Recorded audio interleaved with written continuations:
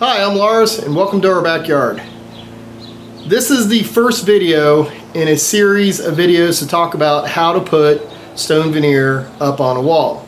It's also going to cover taking down vinyl siding, which a lot of people have. We have vinyl siding. This project has been something that's been sitting around our house now for about 17 years. And it's kind of bittersweet because the porches were supposed to have stone underneath them on the walls and not siding, but we didn't have time to get it done, so we ended up putting vinyl siding up, which is the yellow vinyl siding on the house, which is, if you look over this way here, you can see it. Okay, now there's a gentleman named Scott and his wife Michelle and Scott's son Nathan that were a huge part of putting the siding up the week after Christmas, and I believe it was 2007. Yes, I said that right. The week after Christmas. This is Ohio. For some reason that week was like 80 degrees outside, and Scott said, "Hey, you want to get your siding up?" I'm like, "Sure." So they came over and we did it. And the whole house in a day. It was pretty impressive. But what we're doing now is I'm going to give you a little sneak peek, because we're in the middle of all these videos and I don't know how big they're going to get, but I've got to get this one out because YouTube's all over me. So this one's going to be on demo. Alright, I always do demo videos because they teach a lot of people who are trying to become DIYers what's actually involved in doing what you need to get done. Okay, but we're going to take the wall that looks like that and eventually it's going to look like this. Okay, this is how the whole porch is going to look. And we're going to go through step by step of how to do it. Alright, so if you're in for this trip, if you're in for this ride, this journey, you really want to just see how this is being done, then stick around and let's get to it. The first part of this is the demo, which is taking down all of the, well, not all of the trim work, but the trim work that we need to take down. All the siding on the porch is going to come off, and then eventually this is going to come up. Alright, then we're going to install tar paper, fiberglass, and mortar on the wall, and that will be secured with the fiberglass, be secured with nails, and the fiberglass and the mortar will dry and it'll become this like cement board. All right, it'll be, and you got to hit it with a brush and stuff, and I'll go through all that stuff, and then we'll get stone veneer put onto the walls. And I'm going to go through every step of this in case you're wondering how this is done and if you want to do it yourself. It's not that hard of a process to do, and if you do it yourself, you're probably going to save yourself a lot of money.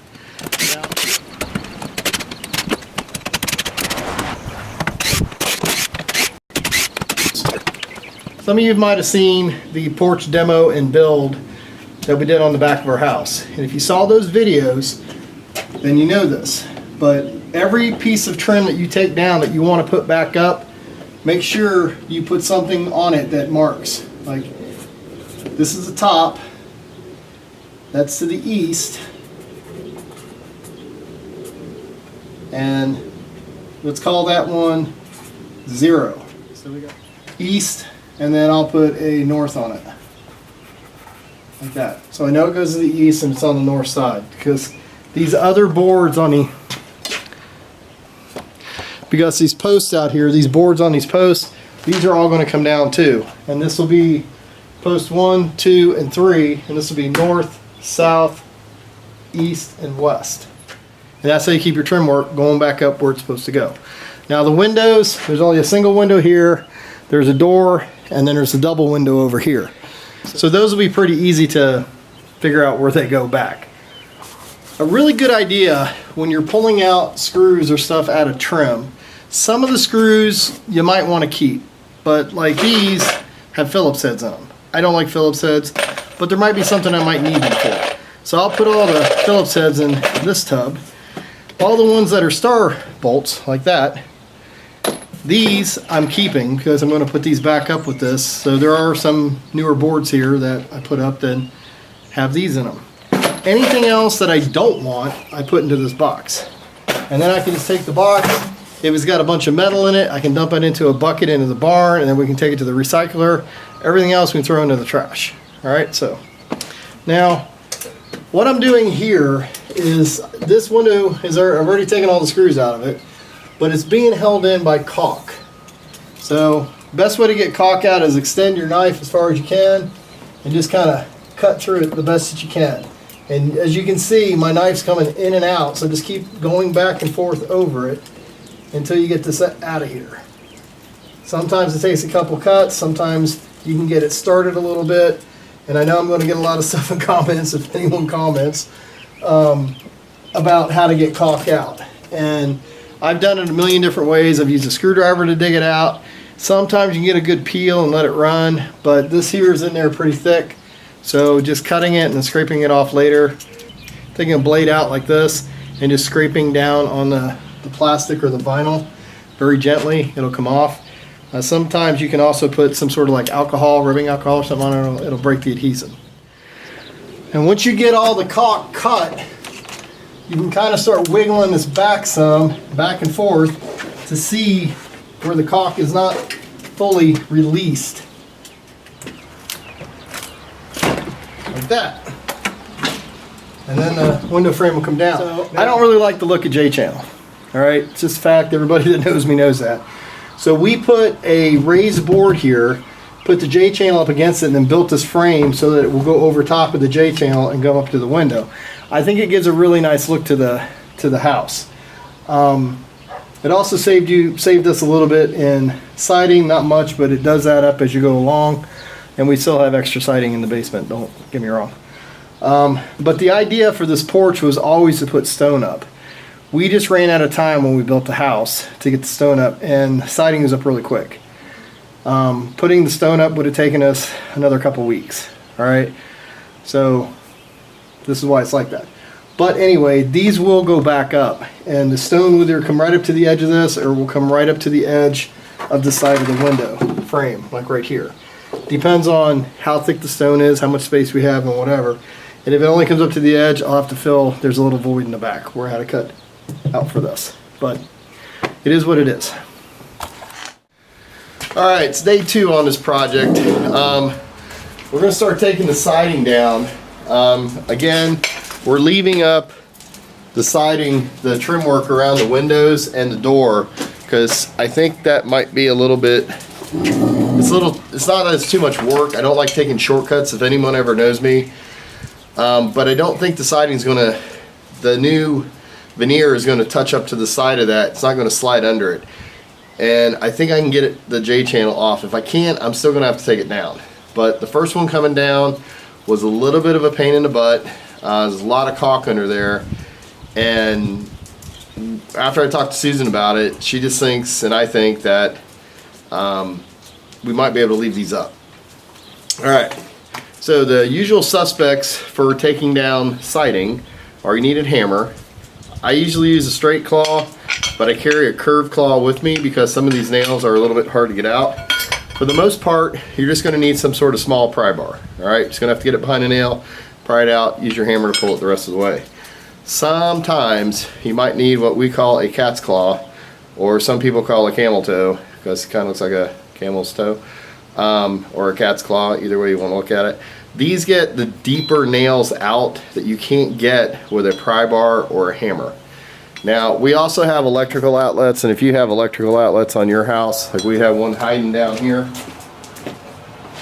right there, you may need a screw gun. Put this down. You may need a screw gun with a Phillips head screwdriver on it, or you can just use a regular screwdriver. Again, before you guys play with electricity at all, ever, make sure it's off, okay? The sides of the outlets they're hot, and if you touch your fingers on each side, you're gonna get a pretty good jolt from it. All right, I don't want anyone getting hurt, so that's what we're gonna do. The first thing I'm doing is gonna go turn off my electricity, and then I'm gonna test all the outlets out here to make sure that they're dead. Now the main thing that has to happen with this is,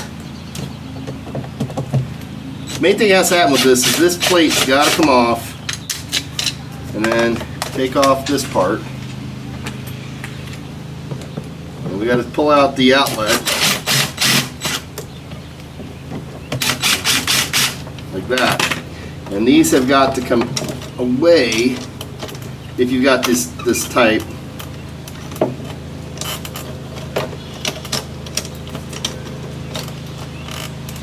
You got to try to tuck this in like that, and then you can take off the outside of it. I highly recommend, if you're ever doing this, just to keep you protected, like that. Let's put it back on just to hold it in place. Alright, now we're going to start taking the siding down. If you can find one of these at your local box store, you should be able to find one on Amazon. These are called key tools, I think. But let me show you what they do. If you find the bottom of a piece of siding, so a piece of siding is usually like this tall. There's two sections to it. You're not going to get this under here, but you'll get it under here. If you go out to the edge, I'm trying to find one. Here's one up here. There's not every piece of siding is going to have this cut in, because they don't do it for everything. But there's usually a little slot that you can get this underneath, and you get it like this and pull down the side, and you can then put it all the way across and get the siding off. Behind this is where your nails are. Now the next one doesn't have one on this side, but it might have one on the other.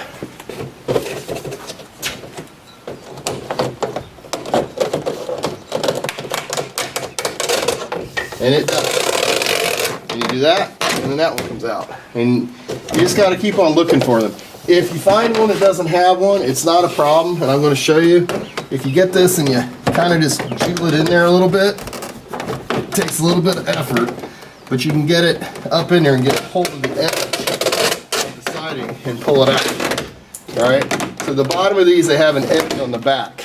Okay, there's a little edge, and that's what you're trying to get this onto, is that edge. Once you get to this point, you need to start at the top and work your way down. These come in really handy when you don't have what we have up here at the top. So at the top, all I need to do is pop those nails out and then take that piece down, pop nails out. Once you get to that point, you can just take the siding. Once you get the nails out, if you have access to them, you just pop the siding down, it will come apart. But if you need to replace just a piece of siding like this is a brilliant way to do it. Okay, you can pull the bottom off, pull the pop off where the nails are, take the nails out, put a new piece of siding in, you can put the nails right back in the same holes. You might just have to tap them in a little more. And when you're hanging siding, remember you're hanging it. This siding should move back and forth. Okay, should be able to slide back and forth, because you're hanging siding. You're not installing siding. Okay, you're not like mounting siding. So these nails that are here, they're not hanging, they're not all the way in like flush, and this is not tight. Okay, because siding expands and contracts over time, especially when it gets hot out and gets cold out, so you want it to be able to do that. Otherwise, you'll see on some people's houses that you might see where a piece of siding has just popped loose. That's why, it's because the nails are too tight.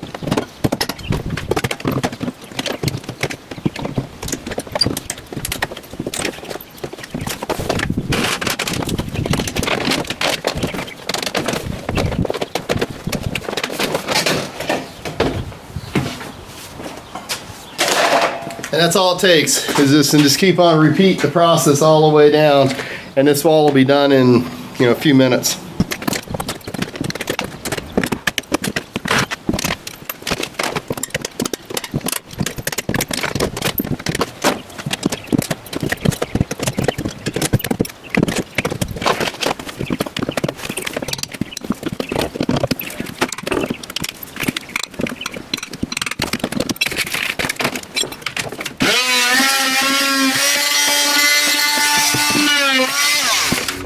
This wall's done, this is down, it's ready to get the weep screed on it. Weep screed goes in between your back layer, so your Tyvek, and there'll be a layer of tar paper coming up, and then there's more that has to go on with fiberglass and then stone. This goes in between. This gives it enough area so that if the back part of where the Tyvek is, or if you have tar paper, you're putting tar paper up, if it gets moisture in it, it can come down and come through here and go out these holes. All right, a lot of people put this stuff up and they put it right on the concrete, right on their patio, their porch, or whatever, because they don't want to see something like this. Okay, and they used to do this in the 70s and 80s, and people's walls have fallen down from it.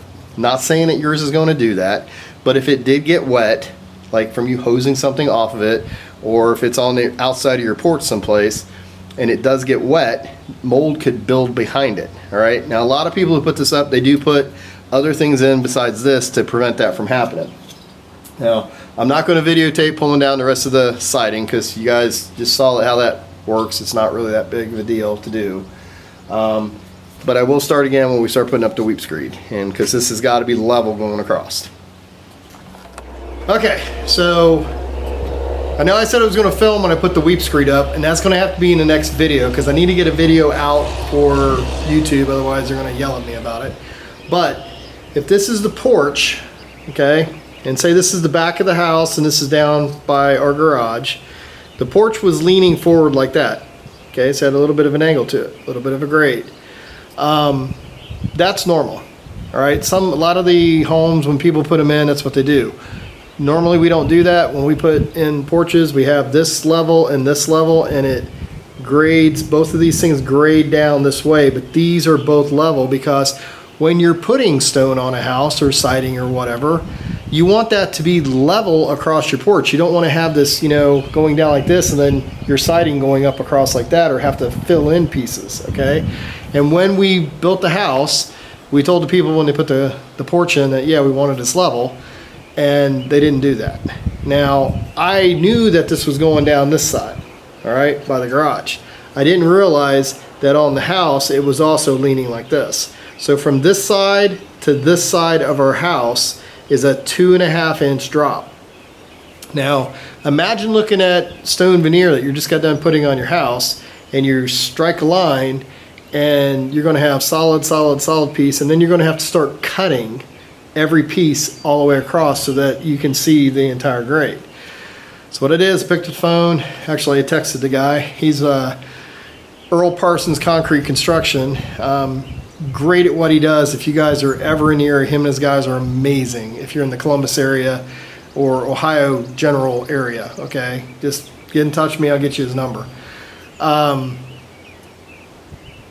He came in, and what you'll see in the next video, he's going to come in and they're going to cut a trough, okay, or a moat, if you will, down that concrete so we can get in and put the weep screed in.